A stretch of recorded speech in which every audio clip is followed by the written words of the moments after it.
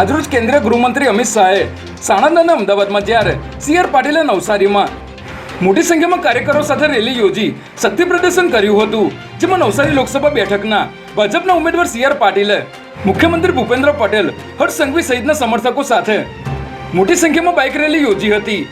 આ રેલીમાં હજારો લોકો ઉમટી પડ્યા હતા, પરંતુ સી.આર. પાટીલ વિજય મુહૂર્ત ચૂકી જતા રોડ શો યોજ્યા બાદ પરત ફર્યા હતા, જેથી હવે તેઓ આવતીકાલે ફોર્મ ભરશે।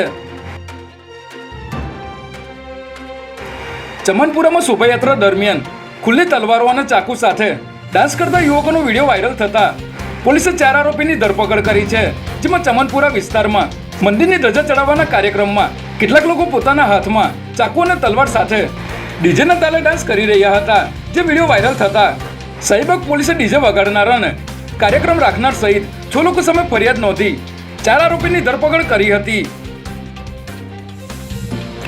રાજસ્થાનથી દારૂનો જથ્થો લઈને ખેડા લઈ જઈ રહેલી કારને અસલાલી પોલીસે કમોડ સર્કલ પાસેથી ઝડપી પાડી છે, જેમાં પોલીસે બાતમીના આધારે આ કારને રોકાવીને તપાસ કરતા વિદેશી દારૂની 520 બોટલ અને બિયરના 360 ટીન મળી આવ્યા હતા। ત્યારે પોલીસે કાર ચાલક સહિત 2 આરોપીની ધરપકડ કરી 5 લાખનો મુદ્દામાલ કબજે કર્યો હતો। ત્યારે આરોપીઓની પૂછપરછમાં દારૂનો જથ્થો રાજસ્થાનના પ્રેમારામ બિશ્નોઈએ મોકલ્યો હોવાનું કબૂલતા પોલીસે ગુનો નોંધી તેની શોધખોળ શરૂ કરી છે।